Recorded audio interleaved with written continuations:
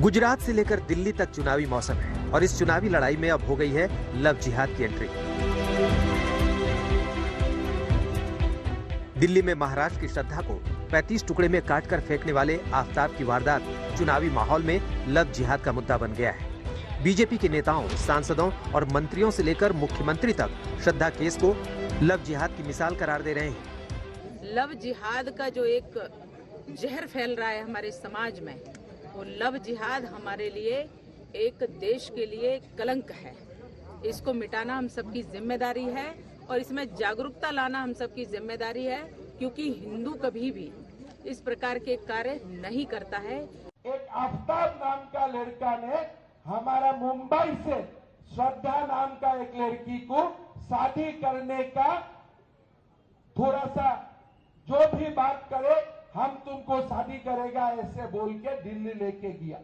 शादी तो नहीं हुआ, उनको कैसे मारा, 35 पीस किया, एक ही लड़की को 35 टुकड़ा किया। गुजरात और दिल्ली के चुनाव प्रचार में असम के मुख्यमंत्री हिमंता बिस्वा शर्मा ने श्रद्धा केस को लेकर चुनावी बयान दिया और लव जिहाद के खिलाफ सख्त कानून की मांग की, तो असदुद्दीन ओवैसी ने इस पर पलटवार किया। लव जिहाद का खिलाफ बहुत बड़ा कानून देश में बनना चाहिए। तो ये आफताब श्रद्धा का जो कांड हुआ, इस कांड से ये दोबारा प्रूव हुआ है कि देश को लव जिहाद का खिलाफ बहुत कड़ा कानून का जरूरत है। ये क्यों कर रहे हैं? इसलिए कर रहे हैं क्योंकि मुसलमानों से नफरत पैदा किया जाए। इससे आप जुल्म हुआ है उस महिला पर, बराबर सब साथ हैं उसके, मगर इसको अगर आप मजहब का रंग देंगे, कलर देंगे, तो फिर ये तो आपके दिमाग की बीमारी है। हालांकि गुजरात में चुनाव प्रचार के दौरान असदुद्दीन ओवैसी श्रद्धा केस की तरह हुए उन वारदातों की फहरिस्त भी नहीं भूलते जिनमें कत्ल का आरोप हिंदू लड़कों पर है। देखिए, महिलाओं पर जो जुल्म देश में होता है वो मर्दों की सिक माइंडसेट की वजह से होता है। इसको कैसे खत्म किया जाए? अब वो आजमगढ़ में एक लड़की के 6 टुकड़े कर दिए गए, दिल्ली में एक लड़की ने इंटरकास्ट मैरिज की तो उसके ही पिता ने उसको मारकर सूटकेस में फेंक दिया।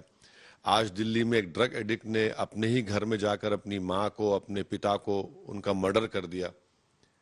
ये नजर नहीं आता क्या उनको? फिर गुजरात में लव जिहाद का मसला संवेदनशील रहा है। पिछले दिनों नवरात्रि के मौके पर भी गुजरात के गरबा कार्यक्रमों में मुस्लिम युवकों की एंट्री पर रोक लगा दी गई थी। उसके बाद गुजरात में ही हिंदुओं के धार्मिक कार्यक्रम में पथराव का मुद्दा भी बढ़ गया था, जिसमें पुलिस ने आरोपी युवकों की सार्वजनिक पिटाई की थी। असदुद्दीन ओवैसी ने मुस्लिम युवकों की सार्वजनिक पिटाई को भी कई मंचों से चुनावी मुद्दा बनाने की कोशिश की है। जहां तक गुजरात में मतों के ध्रुवीकरण की बात है, गुजरात में करीब 11% मुस्लिम वोटर हैं। 20 से अधिक सीटों पर मुस्लिम वोट जीत हार का सबसे बड़ा फैक्टर होता है। ओवैसी ने ऐसी ही चुनिंदा 13 सीटों पर अपने उम्मीदवार उतारे हैं। अहमदाबाद से पॉल मिसाहा और हिमांशु मिश्रा के साथ आज तक ब्यूरो।